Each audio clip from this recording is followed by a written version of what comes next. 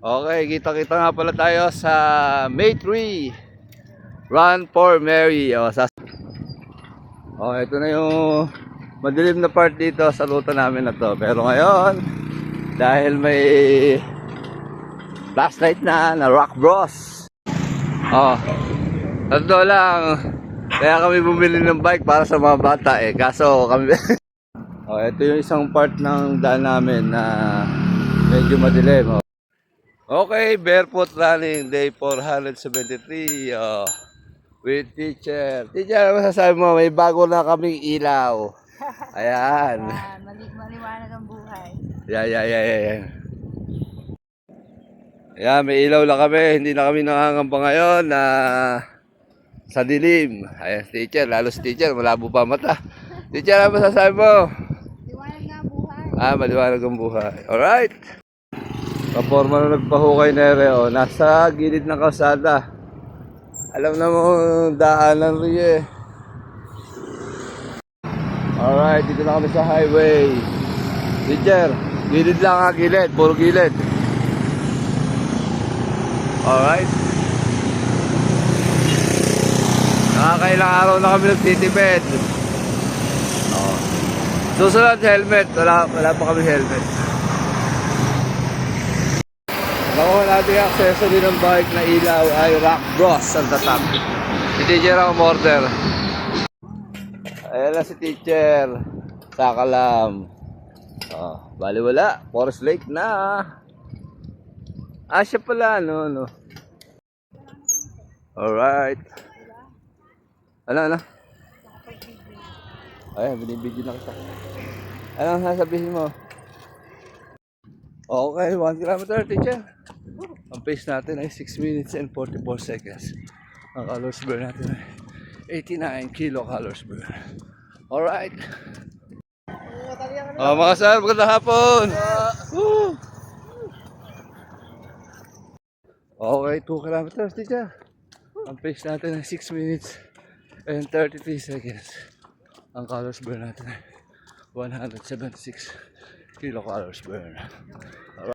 Okay, 3 kilometers, teacher. Ang pace natin ay 6 minutes and 23 seconds. Ang calories burn natin ay 261 kilocalories burn. Alright. Okay, 4 kilometers, teacher.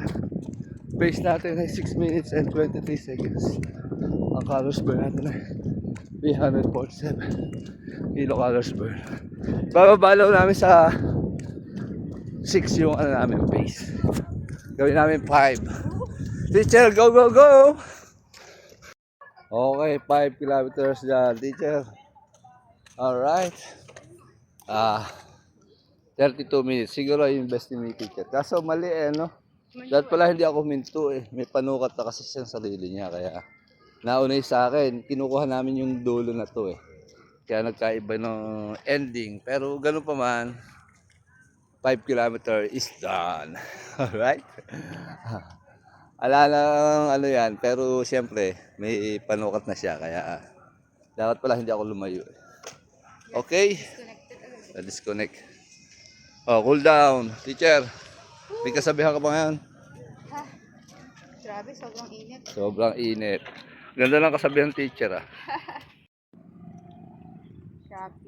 Okay, hindi na tayo mangangamba. Uwi na.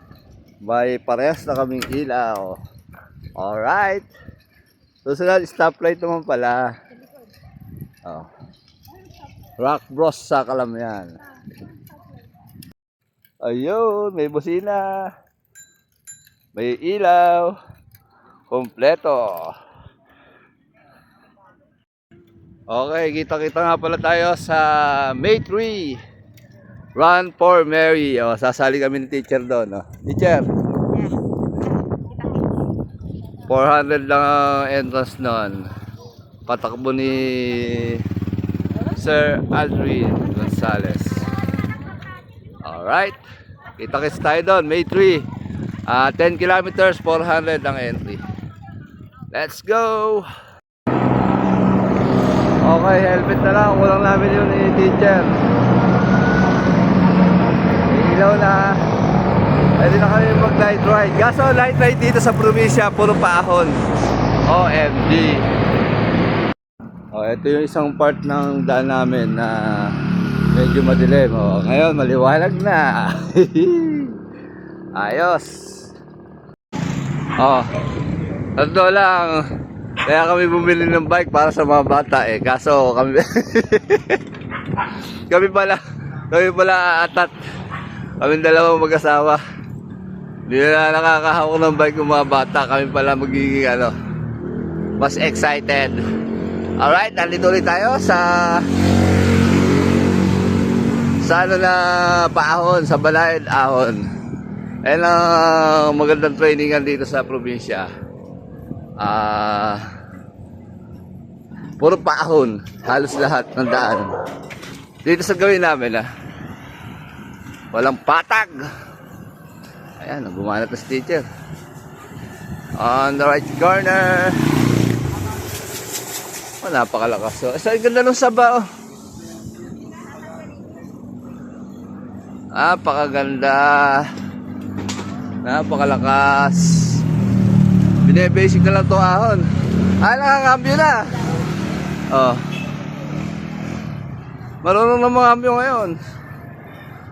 Oh, maliwanag na, di ba? Alright. Bubusina ka. Gamitin mo yung busina. Ala, bine-basic na lang to. Yung dating tinutukuran, basic. Ako nakangabyo pa. Bali wala. Ay, galing. Oh, eto na yung pick eh. Alright. Oh, ito na yung madilim na part dito sa ruta namin na to. Pero ngayon, dahil may flashlight na Rock Bros. Oh, teacher, kitang-kita. Oh.